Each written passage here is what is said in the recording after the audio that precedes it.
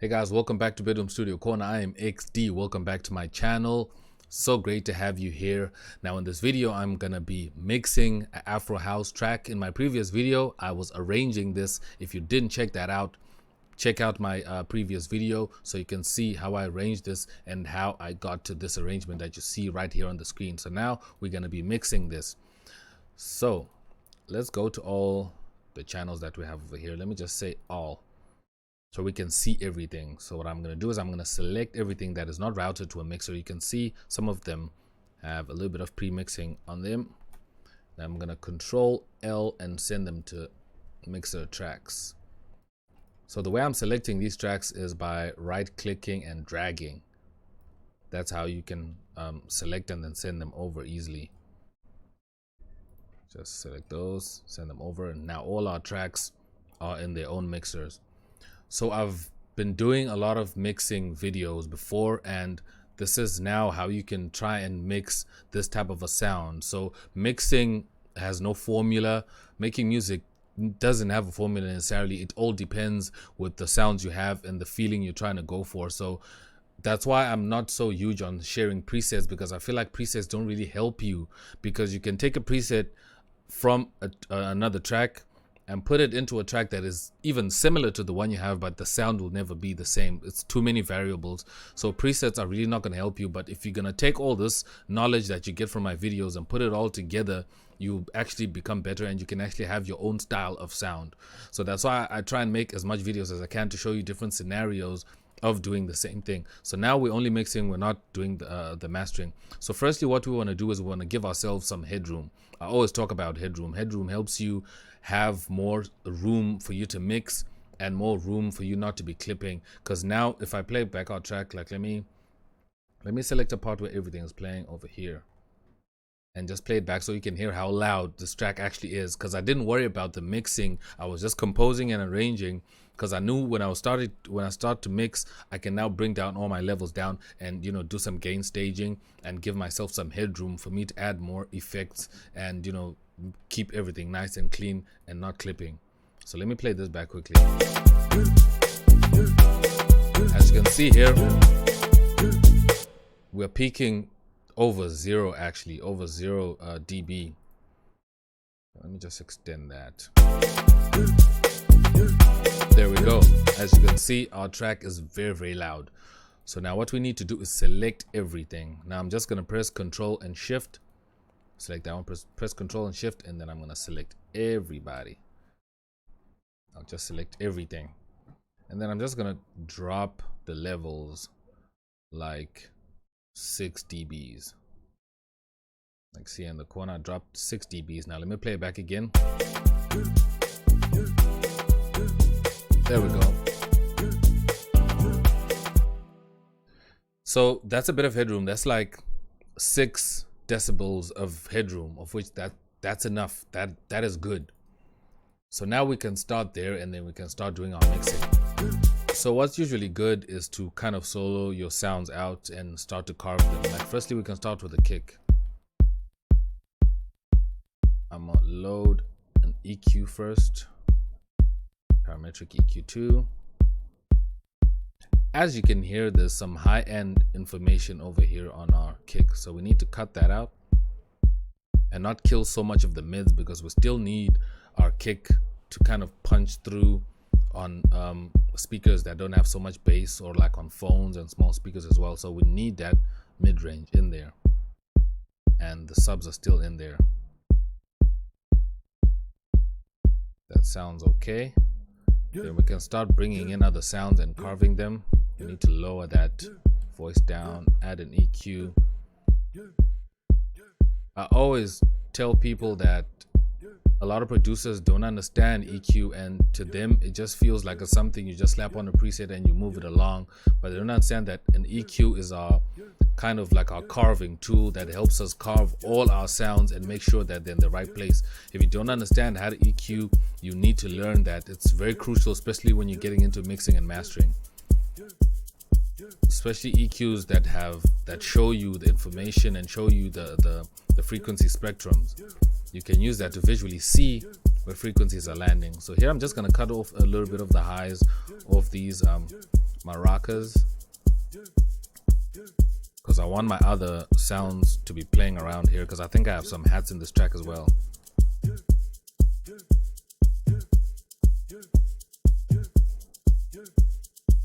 Okay, so what am I gonna do with the sound? Just gonna lower the lows a bit and boost the mid-range, because I want this to really like punch out of the speakers, but I don't want it to be too bassy, so I have to cut these down because I want the bass and the kick to be dominant that area. It's also a nice sound. I need to cut out the highs over there. You can see that high sounds that's coming in, I don't want that, and I'm gonna cut off the lows as well just to be safe.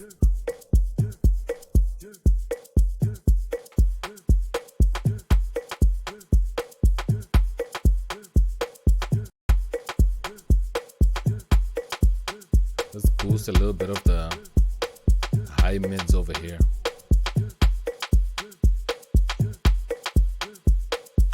And cut out the low end area over here. Let's see what else we have. We have our other shaker.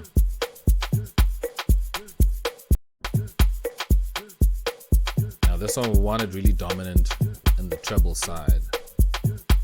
Then we have another hat here. Just gonna leave that one as is. It sounds clean enough. Okay, this riser over here, we can just kill some of the mid-range and the low end. Let's give it a shelf and kill some of the highs as well. We'll send it to a delay so it just doesn't cut off. So now we've got that sorted. We can now get into some arrangement of our mixer here. We can just move some of the stuff over,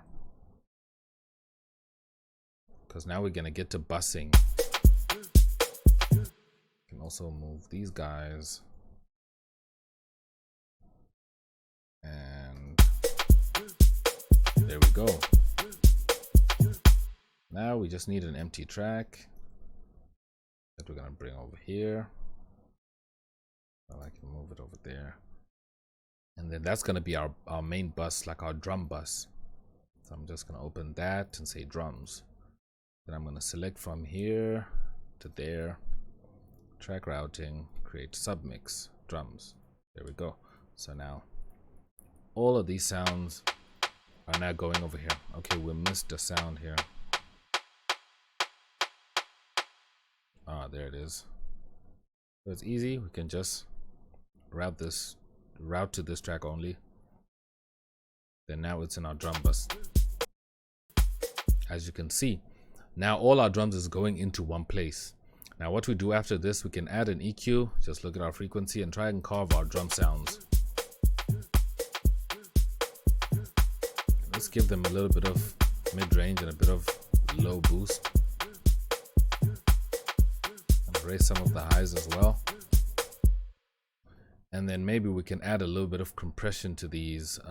We can use like a multi-band compressor, and I'm gonna just use a preset for this. Like for instance, I can use like a comp 2.9. Lower the threshold here a bit, and the highs as well, just to kind of glue everything together. And then to add some kick to all of this, I can add some saturation just to give a bit of a nice tone to all the drums. So what I can use for this, I can use a fast dist, or I can use a wave shaper. A wave shaper is one of my favorites. Very simple, very easy to use. I can use that to just shape my wave and make sure that all the sounds are okay. So it's a very powerful tool, this wave shaper. It can, as you see, it can actually destroy a sound, so just have to be careful when using this wave shaper.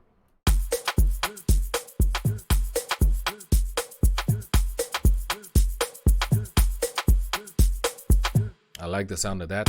Now if I can play, let me turn the wave shaper off, and then you can hear it with and without. This is without and with. you can hear the difference. It's like night and day. Just add a little bit of texture to the drums, kind of a little bit of grain to make them sound really organic.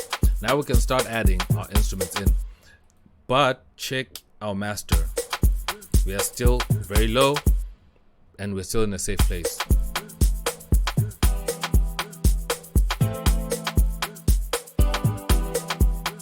Here's our chords.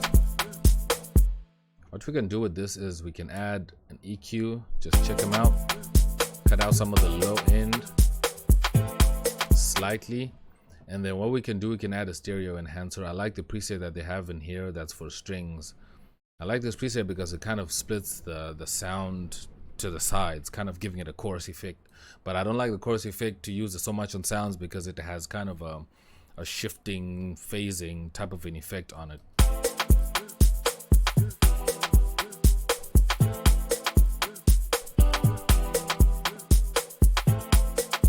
Now we're gonna add our other sound. Then we can add our stereo enhancer as well, same preset. And then our bass, I'll just mark the bass.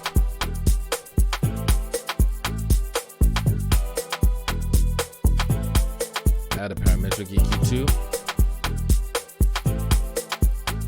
Cut off some of the shelf from the low mid going to the treble, just so the bass doesn't totally dominate the mid range and the highs as well. We just want it to dominate over here by the low end. We could add a bit of compression to the bass just to keep it really tight.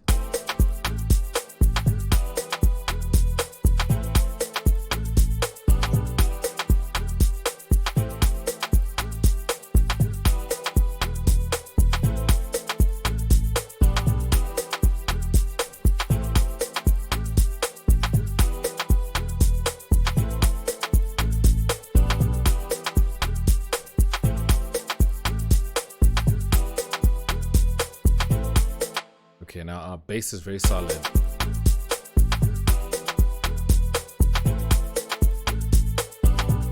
Now we can go back and look for our other sounds.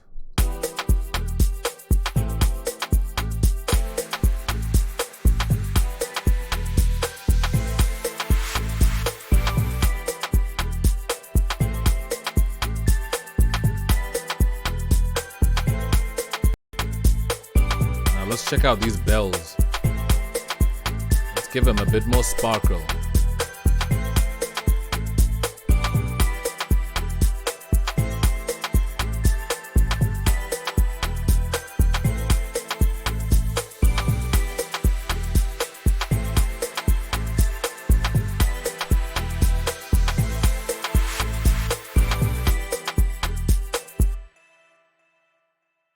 Now we need to hear that pad.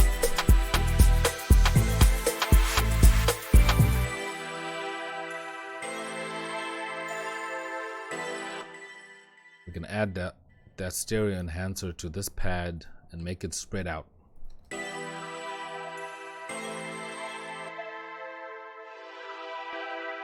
This is without the stereo enhancer. Okay, come on, play. And this is with. As you can hear, it helps spread it out really nicely. Then we can give it a bit more gain. Because the middle area in our stereo spectrum is supposed to be mostly the drums, so that's why we're spreading out our track and spreading out all the instruments so that they are kind of, you know, filling up the room instead of just it being drums and, you know, everything stacked right in the middle, you know, dead center. So we just have to split. That's why I love the Fruity Stereo Enhancer. It's a really good tool.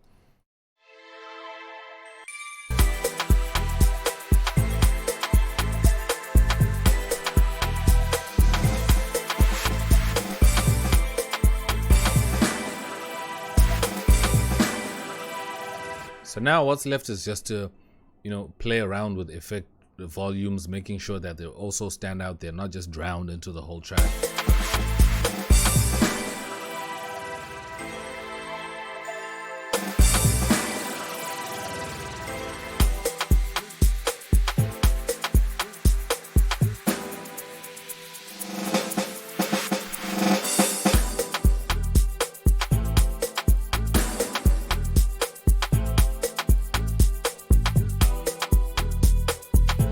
Great. Now this track is done. The mixing sounds good.